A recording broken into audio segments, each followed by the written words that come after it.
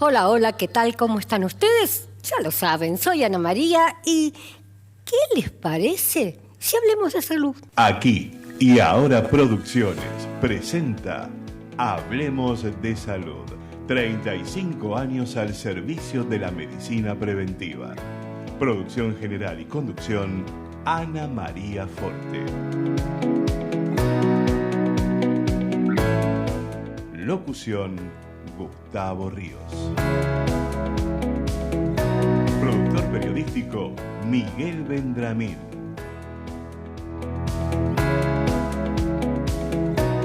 Producción, Pablo Alba.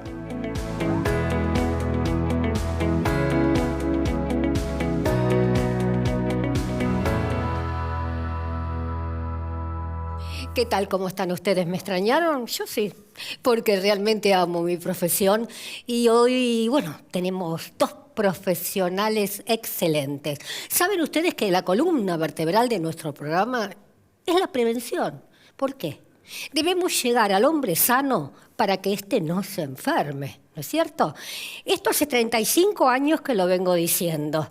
Y al principio, cuando comencé, los médicos decían que era falta de ética hablar por radio y televisión, y yo decía que falta de ética es guardarse lo que uno sabe.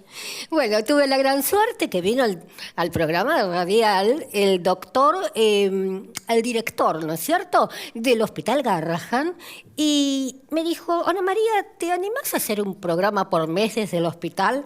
Y le digo, no, doctor, ¿cómo que no? No, todas las semanas. Y ahí el doctor tenía que salir a correr a los profesionales por los pasillos. Bueno, ya al 5.º año que yo estaba, me corrían a mí. Así que fue una comprensión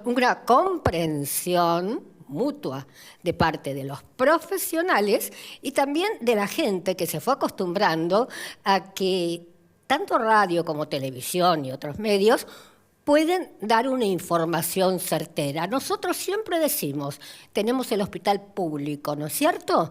Y también hay entidades muy importantes. Tenemos que aprovecharlo. Y bueno, también existe la consulta particular que no todos pueden pagar. Bueno, ahora ¿les parece que presente a los profesionales que hoy nos visitan? Hoy nos visita el doctor Sergio Pampín, que es médico especialista en neurocirugía de la Universidad de Buenos Aires, también jefe de la unidad de neurocirugía funcional del Hospital Posadas. El tema, novedades en el tratamiento del Parkinson. Y con otra gran amiga, la doctora María Alicia Lázaro. Ella es médica reumatóloga, miembro del Comité de Educación para Pacientes de Reumatología e investigadora principal. Va a hablar de un tema muy candente, siempre la gente quiere saber más porque hay muchos adelantos al respecto, artritis reumatoidea. Y bueno, ya voy a empezar entonces con el doctor Sergio Pampín. Sergio Pampín, comentame que yo sé que aparte vos tenés un cargo muy importante. Bueno, soy el jefe del departamento de cirugía de movimientos anormales y epilepsia de la Fundación CENIT.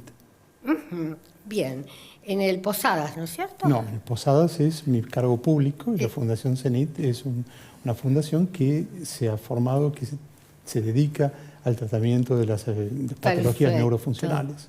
Perfecto. Vas a hablar de Parkinson. ¿Qué adelantos hay en tantos años que nos conocemos? Pienso que hemos pasado por muchas etapas.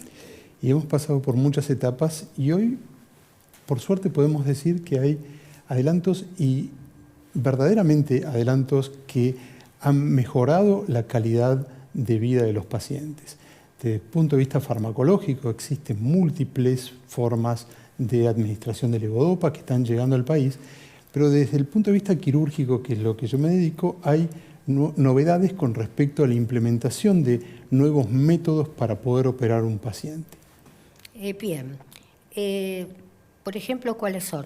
A ver, para que la gente entienda, en la enfermedad de Parkinson tenemos unas neuronas que forman parte de lo que nosotros llamamos el sistema extrapiramidal, que son las que controlan nuestro movimiento, controlan nuestra postura. Esas neuronas en la enfermedad de Parkinson están alteradas, tienen un patrón de disparo mucho más exagerado que las neuronas en el estado normal. ¿De qué se trata la cirugía? La cirugía lo que va a hacer es controlar esas neuronas que están alteradas. Entonces tenemos dos formas de controlarlas.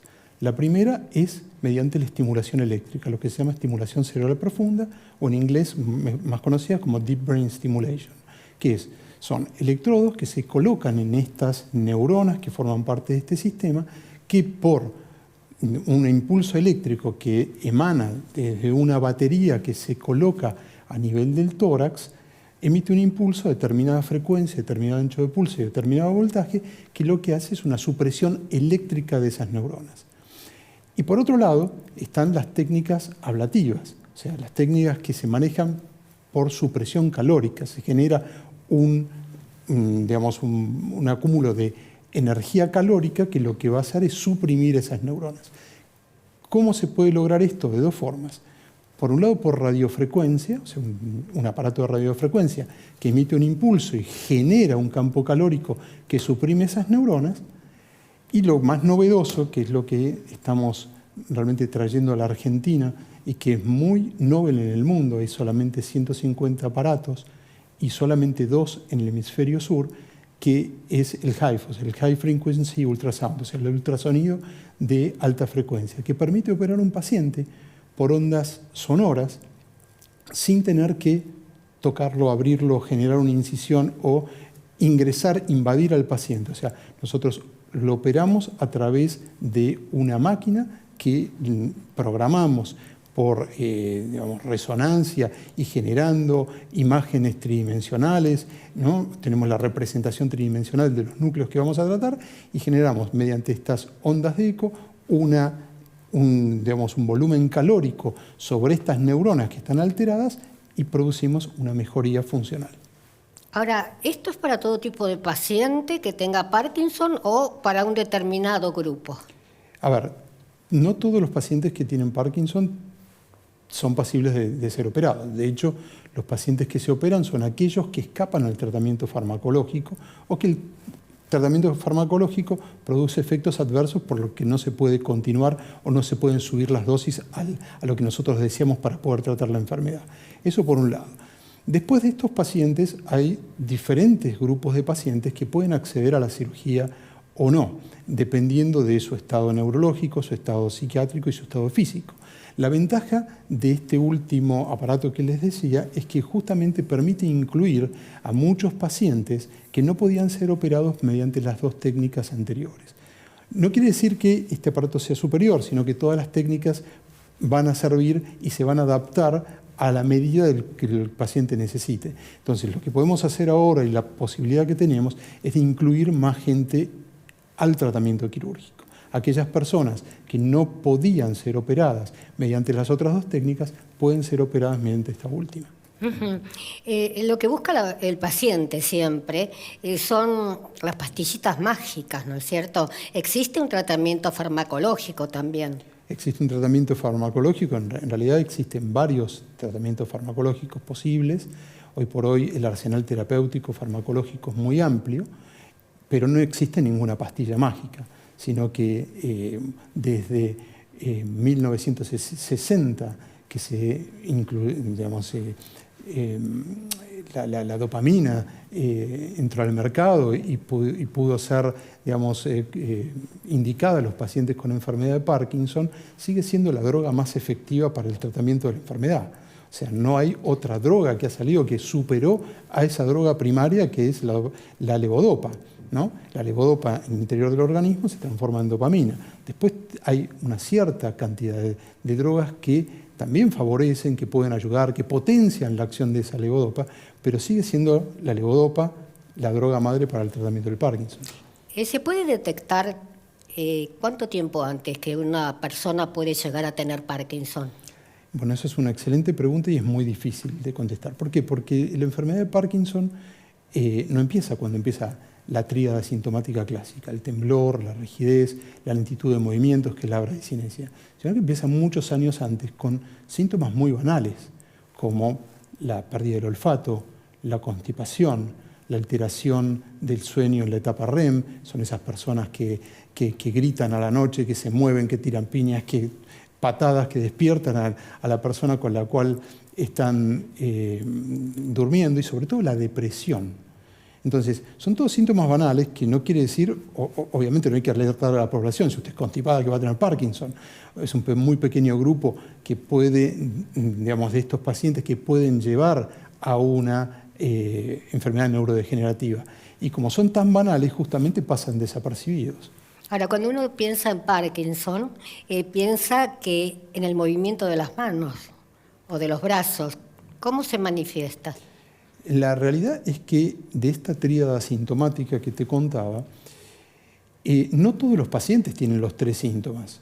Hay pacientes que pueden tener temblor solo, hay pacientes que pueden tener rigidez solo, o sea, pueden tener los 3 síntomas o una combinación de ellos. No siempre tienen que estar todos los síntomas presentes. Exactamente. Por ejemplo, ¿es una terapia psicológica necesario para este tipo de pacientes? Sí, y porque nosotros cuando tratamos un paciente lo hacemos con un abordaje moderno, multidisciplinario, porque la dopamina no solamente es un neurotransmisor que impacta sobre el sistema motor, sino que tiene múltiples funciones. Entre ellas, impacta sobre un área de nuestro cerebro que se llama la región septal, que es la que maneja todos nuestros estados de ánimo, nuestras conductas. Y cuando hay una disminución de la concentración de ese neurotransmisor impactando sobre esa zona, se producen estados depresivos. O sea, una persona que padece Parkinson no solamente puede tener una depresión por el simple hecho de no aceptar su enfermedad, una mala aceptación de la enfermedad, sino que también puede tener depresión, y de hecho generalmente la tienen por la depresión de dopamina. Entonces es importante tener un equipo neuropsicológico y neuropsiquiátrico que esté apoyando permanentemente. O sea, el abordaje del paciente con Parkinson es multidisciplinario. Incluye a los neurólogos, nutricionistas, neuropsicólogos, neuropsiquiatras, neurocirujanos y bueno, trabajadores de terapia ocupacional y bueno, otros especialistas que puedan sumarse según las necesidades del paciente. Bien, yo me quedaría horas charlando con vos y como no nos están viendo nadie, yo puedo hablar tranquilamente, pero vamos a tener que cortar porque si no, directamente se me van a tirar todos encima porque se creen que yo no veo, pero yo veo el corte. Te dejo algo hacia el final. Por ejemplo, si tienen trastornos del sueño, eso me interesa. Y lo que tengas que después agregar, ¿te parece? Después hacia el final. Bien, y ya presento a una gran amiga, la quiero mucho, a la doctora María Alicia Lázaro. Te iba a rebautizar, sí. María Teresa te iba a decir. Pero estamos como en casa, esta es mi casa. Bien, contame, Lázaro, o sea, se escucha mucho hablar de la artritis reumatoidea. Puntualmente, ¿qué es y qué síntomas tiene? Primero, muchas gracias, Ana María. Es un placer haber venido acá y compartir con vos y con el doctor este programa. Bueno, la artritis reumatoidea es una enfermedad autoinmune, ¿sí? ¿Por qué se llama autoinmune? Porque el organismo fabrica anticuerpos contra él mismo. ¿Por qué se produce eso? Es lo que no se sabe.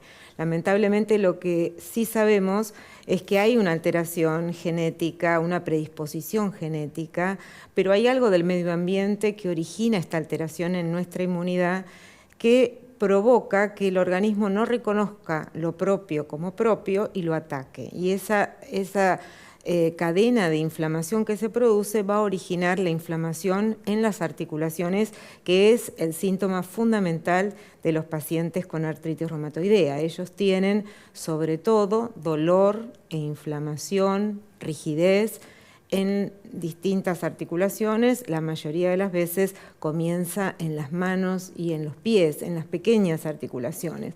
Por eso es muy común que el paciente cuando recién inicia dice, doctora, cuando me levanto a la mañana y quiero apoyar los pies, siento mucho dolor y no puedo hacer la marcha habitual. Ese es uno de los primeros síntomas, ¿no? Es una enfermedad crónica, ¿no es cierto? No se cura, pero hoy sí tenemos importantes noticias para darle a los pacientes, que es que se puede lograr la remisión, es decir, poder conseguir que la enfermedad esté libre de síntomas, siempre con tratamiento, pero que lograr que la enfermedad no avance. Uh-huh. Existe, digamos, estamos hablando de los adultos, sí, pero ¿existe también jóvenes y niños que puedan llegar a tener este tipo de enfermedad, artritis reumatoidea? Bueno, la artritis reumatoidea aparece en el 0,5 al 1% de la población, en el 70% en mujeres y sobre todo en edad fértil de la vida, entre los 30 y los 40, 50 años. Pero sí existen, digamos, esta enfermedad en niños, la artritis idiopática juvenil, que puede verse, yo me acuerdo, uno de mis primeros pacientes tenía, cuando estudiaba en el Instituto de Rehabilitación del Liceo, en el IREP, 2 años, es decir que sí, aparece en los niños y también puede aparecer en el geronte, es decir, lo más frecuente es en mujeres entre 30 y 50, pero puede aparecer en niños y puede aparecer en edad del geronte. Por ejemplo, hay personas que dicen, tengo como el dedo torcido, me duele y se endurece. ¿Eso es artritis? Bueno, la artritis, no se puede generalizar, ¿no? Claro, hay más de 200 enfermedades dentro de la reumatología. Es muy común que los pacientes digan, tengo reuma. Y reuma es una palabra que no existe. Muy abarcativa. Claro, porque en realidad existen más de 200 enfermedades reumáticas.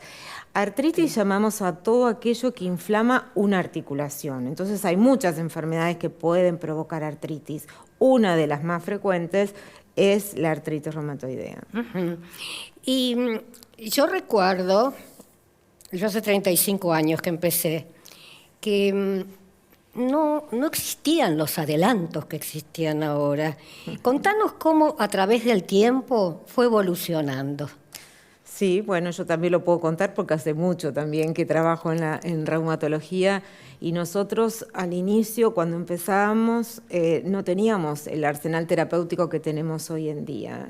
Digamos, hoy hay muchos adelantos científicos con nuevas drogas que han permitido lo que te decía antes, lograr la remisión de la enfermedad. Y antes nosotros empezábamos el tratamiento con ejercicios, con aspirina, con reposo y escalábamos el tratamiento con una pirámide. Hoy la pirámide se invirtió y en realidad empezamos el tratamiento de inicio con drogas que puedan suprimir la inflamación de entrada para evitar justamente eso, que progrese la enfermedad. Uh-huh. En realidad hay poca información, ¿no es cierto?, para el común de la gente. Nosotros, bueno, la doctora pertenece a la Sociedad Argentina de Reumatología, entre otras cosas, que ahí tuve la suerte de conocerla, y tenemos buena información, pero si no, no hay diferencia entre artritis y artrosis. ¿Cuál es la diferencia? Bueno, algunas características ya dijimos, ¿no es cierto? Sí. La artritis es una enfermedad que aparece más tempranamente, a los 30, a los 50 años. En cambio, la artrosis es una enfermedad que aparece después de los 50 generalmente. La otra gran diferencia es que la artritis es una enfermedad autoinmune, es una enfermedad inmunológica, donde no solamente va a comprometer las articulaciones, sino que puede comprometer órganos sistémicos, es decir, ataca, por ejemplo, los ojos o el pulmón o el corazón. Es muy raro que ataque el riñón, pero no solamente se inflaman las articulaciones. En la artrosis, en cambio, es una enfermedad donde se desgasta el cartílago, donde hay dolor y rigidez también, pero no hay tanta inflamación. Y aparece en menos articulaciones que en el caso de la artritis reumatoidea.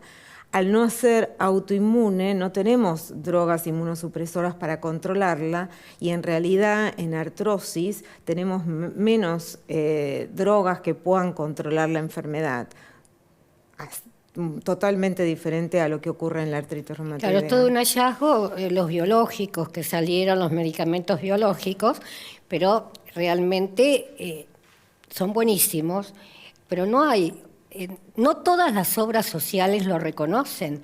Y, por ejemplo, un biológico para una fiebre mediterránea familiar cuesta 3,5 millones de pesos por mes. Es imposible, no inviable, se puede, inviable. ¿no? Inviable totalmente. Y después de recursos de amparo, etcétera, etcétera, lo pagamos entre todos los argentinos porque lo están sacando, digamos, de las arcas del Estado. Pero bueno, se salva una vida. Seguro. O se mejora la calidad de vida. Siempre se va al biológico, no de entrada, ¿no es cierto? En ninguna se pasa de las enfermedades. por diferentes estadios. Por ejemplo, una persona con artritis ¿debe o puede realizar todo tipo de deporte o gimnasia o caminata? Excelente pregunta. Mira, hace poquito yo en mi cuenta de Instagram, que de paso reumatología.lázaro,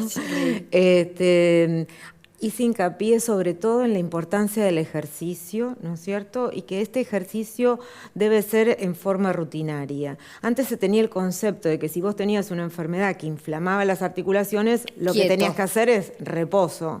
Bueno, hoy es todo lo contrario. Se ha descubierto que el ejercicio es bueno, por ejemplo, para mejorar la tonicidad muscular, ya que la enfermedad tiende a provocar atrofia del músculo. También el ejercicio provoca la liberación de sustancias, de proteínas como la miosina, que estimulan, ¿no es cierto?, el bloqueo de la cascada inflamatoria, con lo cual puede ser usado como antiinflamatorio el ejercicio. Así que es totalmente recomendable, por supuesto, adaptado a cada paciente. Y ¿cuál de las dos enfermedades es la que ataca las rodillas? Las dos pueden atacar las rodillas, sí. Bien, la artrosis porque yo sé que la gente se queja mucho del dolor en las rodillas. De rodillas, ¿no? Sí, sí. Bien, me están diciendo que tengo que cortar. Bueno, vamos a hacer un pequeño cortecito y luego volvemos. ¿Les parece?